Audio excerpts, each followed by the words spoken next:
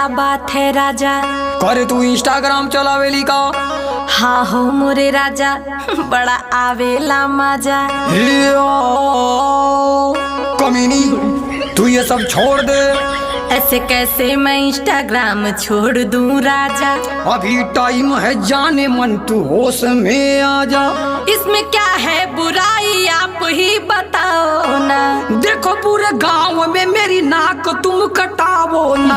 अरे राजा जी इसमें पैसा बहुत मिलता है। तेरी वीडियो से कितनों का नियत बिगड़ता है। जो जैसा सोचता है सोचे, उसमें मैं क्या करूं। तू इंस्टाग्राम पे वीडियो बनावल बंद करूं। देखा राजा एमे फिल्टर बहुत कमाल के हा। हाई वीडियो त सारे टिल्ठुआ के माल कहो। मान जाए राजा हमके वीडियो तू बना